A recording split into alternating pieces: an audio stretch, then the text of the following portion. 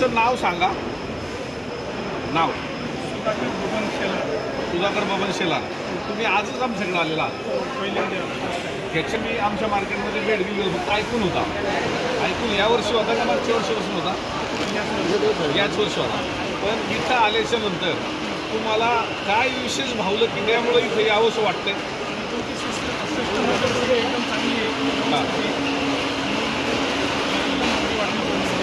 बरं, पण सिस्टीम चांगली आहे. पण त्याच्यातली एखादी सिस्टीम की मला ह्या सिस्टीममुळे इथे यावंसं वाटलं, असं कुठली सिस्टीम चांगली वाटली की ही सिस्टीम तुम्हाला कुठं दिसली नाही म्हणून तुम्हाला इथे यावं लागेल? म्हणजे इथली सिस्टीम सारखी पुढंच नाही.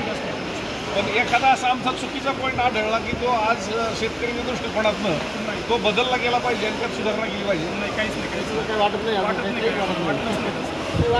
म्हणजे तुम्ही पहिल्या दिवशी येऊन सुद्धा खूप समाधानी आहात. रेट ती जी म्हणती माझे तुमच्या हातामध्ये नाही. पण शेवट एक शेतकऱ्यांनी उत्पादित केलेला माल त्याला योग्य मूल्यमापन म्हणजे मूल्य मी मिळालं पाहिजे, माप पण मिळालं पाहिजे. मूल्यमाप जरी व्यवस्थित मिळालं तर शेतकरी समाधानी होतो. तुम्हाला असं वाटलं कोणी इथं फळं चोरीला जात आहेत किंवा नुकसान होतंय असं काय वाटतं?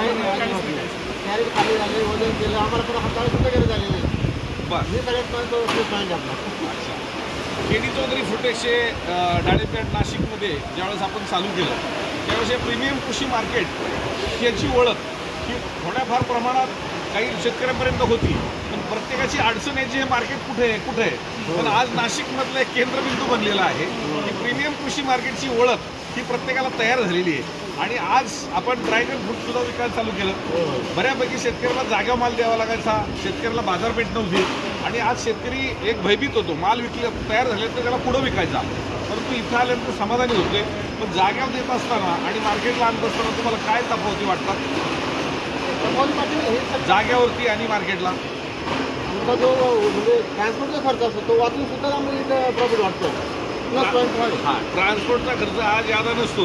पण आपले जे उत्पादित त्या रेटमध्ये जर पाहिजे तर 20-25 रुपये किलोचे फरक पडतो. म्हणजे ₹2 किलो ट्रान्सपोर्टिंगची ₹2-3 वाजता जाईल. पण साधारणतः 20 रुपयापर्यंत आपल्याला फायदा होऊ शकतो असा माझा अनुमान आहे. बरोबर.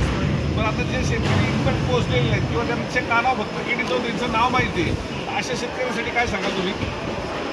नक्कीच ते यायला पाहिजे.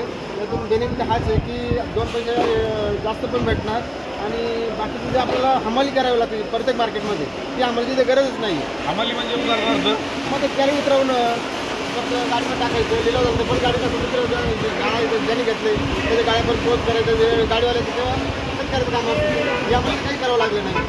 इथं तसं तुम्हाला काही पण हात लावायला गरजच नाही आली. काहीच म्हणजे शेतकऱ्यांच्या चेहऱ्यावर हसू ज्यावेळेस येतंय एक समाधान येतंय.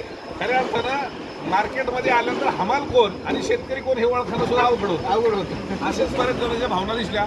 असो प्रत्येक मार्केटच्या पद्धती वेगळ्या असतात. परंतु केडी चौधरी फुटेक्स हे मार्केट ज्यावेळेस नाशिकमध्ये आल्यानंतर शेतकऱ्याचं एक जिव्हाळ्याचं मार्केट तयार झालेलं आहे. आज इथं पहिल्यांदा येऊन सुद्धा शेतकरी समाधानी होतोय. जेव्हा कधी भेट घेतली खरं तर आपण आवर्जून काय अशा निवडक शेतकऱ्याची मुलाखत घेत नाही. कोण येईल त्याची मुलाखत घेतो आणि त्याच्यामध्ये शेतकऱ्यापर्यंत त्याची भावना ही महाराष्ट्रभर आपण पाठवत असतो. आणि म्हणून आपण केडी चौधरी डाळिंबपेठ पुणे असेल, केडी चौधरी कोर्ट डाळिंबपेठ इंदापूर असेल आणि केडी चौधरी फुटेक्स डाळिंबपेठ नाशिक असेल या तिन्ही मार्केटला लोकप्रियता जास्त असल्यामुळं प्रत्येक ठिकाणी आवक ही जास्त येते. आणि ग्राहक वर्ग सुद्धा तुम्ही जर पाहिला तर प्रचंड ग्राहक वर्ग आहे. उभी राहायला जागा नाही अशी परिस्थिती या मार्केटमध्ये एवढं भव्य मार्केट असून सुद्धा आहे. आपण सुद्धा जर नाशिकच्या मार्केटच्या जवळ असाल तर एकदा नाशिकला या, पुण्याच्या जवळ असेल तर पुण्याच्या जवळ असेल तर तिथे या, नाही तर इंदापूरला असेल तर इंदापूरच्या जवळ या. एवढंच या निमित्ताने सर्व शेतकरी बांधवांना सांगू इच्छितो. धन्यवाद.